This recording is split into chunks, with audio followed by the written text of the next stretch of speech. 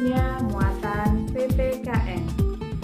Hari ini kita akan belajar tema muatan PPKN, tentunya di tema 9 subtema 3. Baik, kali ini kita akan belajar tentang hak dan kewajiban kita terhadap air. Sebelum kita mulai, Bu Esi mau tanya dulu sama anak-anak. Air, siapa yang di sini tidak tahu air itu apa? Atau bentuk air bagaimana? Tahu ya pastinya karena air selalu ada dalam kehidupan sehari-hari kita. Contohnya, kita mandi menggunakan air, minum dengan air. Ibu kita, mama kita, bunda kita memasak juga menggunakan air. Salah satu bahannya adalah air. Nah, ternyata air ini memiliki banyak sekali manfaat untuk kehidupan kita. Apa saja manfaatnya? Oke, yang pertama, manfaat air dalam kehidupan sehari-hari adalah memenuhi cairan tubuh. Kalau anak-anak tahu, sering ada iklan yang penuhi cairan tubuhmu atau jangan sampai kita dehidrasi. Nah, caranya adalah dengan meminum air dengan secukupnya. Yang kedua adalah menjaga kesehatan dan kesegaran tubuh.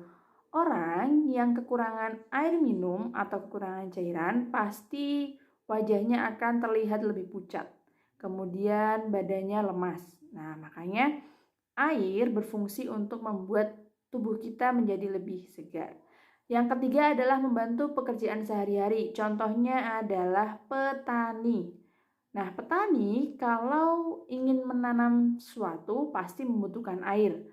Nah, air ini berfungsi untuk memberikan bantuan makanan terhadap tanaman yang ditanam oleh Pak Petani atau Bu Tani. Yang keempat adalah menjaga ekosistem lingkungan. Nah, air ini tidak hanya bermanfaat bagi manusia saja, tapi makhluk hidup lainnya juga membutuhkan air. Hewan, tumbuhan. Nah, berbicara tentang hak dan kewajiban kita terhadap air. Nah, kita ingat-ingat dulu, yang namanya hak dan kewajiban itu harus kita lakukan dengan seimbang. Akan tetapi, sebelum kita mendapatkan hak, maka kita terlebih dulu melakukan kewajiban kita. Nah, kira-kira apa saja ya kewajiban dan hak kita terhadap air? Yang pertama yang akan kita bahas adalah hak kita terhadap air bersih. Nah, apa saja hak kita terhadap air bersih? Yang pertama adalah hak kita boleh mendapatkan air bersih untuk mandi atau mandi dengan menggunakan air yang bersih. Nah, jadi kalau kita menjaga air, tentulah kita bisa mendapatkan air yang bersih. Kemudian yang kedua adalah mencuci pakaian dengan air yang cukup. Nah, kira-kira gimana tuh kalau misalkan kita mencuci baju, belum sempat kita bilas tapi airnya sudah habis. Nah, pasti nanti bajunya malah akan menjadi bau dan semakin kotor karena busa-busa dari sabun yang kita gunakan untuk mencuci pakaian tersebut. Oleh karena itu, mendapatkan air yang cukup untuk mencuci termasuk hak kita terhadap air. Kemudian yang ketiga adalah mendapatkan air yang sehat untuk minum. Nah, anak-anak coba bayangkan ketika air yang kita minum itu adalah air yang mengandung lumut atau terdapat jentik-jentik nyamuk. Nah, pastilah akan mengakibatkan datangnya penyakit kepada tubuh kita. Karena air yang kotor itu adalah sumber dari segala macam penyakit. Nah, hak itu yang tadi sudah saya jelaskan akan kita dapatkan ketika kita melakukan kewajiban. Nah, kira-kira kewajibannya apa saja? Yang pertama adalah menggunakan air dengan hemat dan sesuai kebutuhan. Jadi sekalipun kita berada di tempat yang memiliki air berlimpah, bukan berarti kita bisa menggunakannya dengan semena-mena, dengan seenaknya. Airku kan tidak akan habis, makanya aku makainya sampai tumpah-tumpah. Atau karena airnya mengalir terus, akhirnya menggunakannya dengan suka-suka. Sudah tidak dipakai masih dinyalakan kerannya. Nah, itu namanya mubadzir, ya. Jadi kita harus memanfaatkannya dengan seperlunya. Karena kalau kita ingat, banyak saudara-saudara kita yang mengalami kekurangan air bersih. Nah, salah satu cara mensyukuri nikmat Allah karena kita sudah diberi air bersih, Anda menggunakannya sesuai dengan kebutuhannya. Yang kedua adalah menjaga air selalu bersih. Contohnya air yang ada di lingkungan kita. Air yang kita gunakan untuk memenuhi kebutuhan hidup sehari-hari jelas ya harus bersih. Tapi selain itu ada juga air yang berada di selokan-selokan sekitar rumah kita.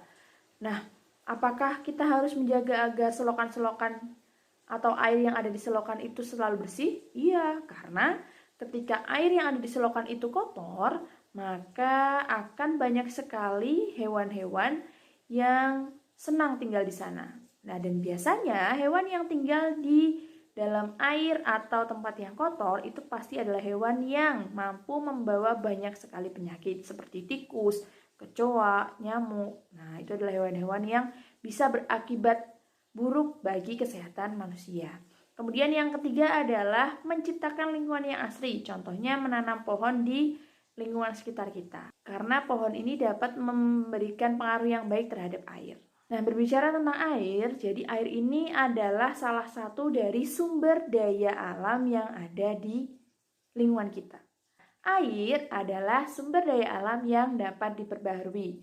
Berarti ketika digunakan maka tidak akan habis. Akan tetapi air bisa rusak bersihnya, air bisa rusak mineral yang ada dalam kandungannya apabila tidak dijaga kebersihannya.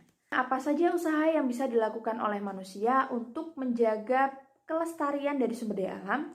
Yang pertama adalah dengan melakukan reboisasi. Kemudian yang kedua adalah menggunakan energi atau sumber energi alternatif. Contohnya pada gambar menggunakan energi cahaya matahari sebagai pengganti energi listrik dengan menggunakan panel surya. Kemudian yang ketiga adalah menangkap ikan dengan jaring tradisional. Nah, seperti yang kita tahu bahwasanya sekarang manusia itu kan karena pengen untung yang besar, pengen mendapatkan ikan yang banyak, makanya mereka menangkap ikan dengan cara yang tidak baik seperti menggunakan pukat harimau, bahan peledak, bahkan juga ada yang menggunakan aliran listrik atau strom. Nah, berikutnya adalah mendaur ulang sampah atau barang-barang bekas yang masih bisa digunakan. Contohnya botol plastik bekas bisa digunakan sebagai tempat pensil, pot menanam tanaman, atau juga bisa sebagai tempat menyimpan uang koin. Nah, kira-kira ketika usaha-usaha itu tidak dilakukan, apakah dampak yang bisa kita rasakan? Yang pertama adalah terjadinya kebakaran hutan. Kemudian yang kedua adalah sampah berserakan di mana-mana. Kemudian yang ketiga adalah terjadinya banjir. Nah, banjir ini biasanya terjadi karena turun hujan yang lebat atau juga aliran air sungai yang terhambat oleh sampah-sampah.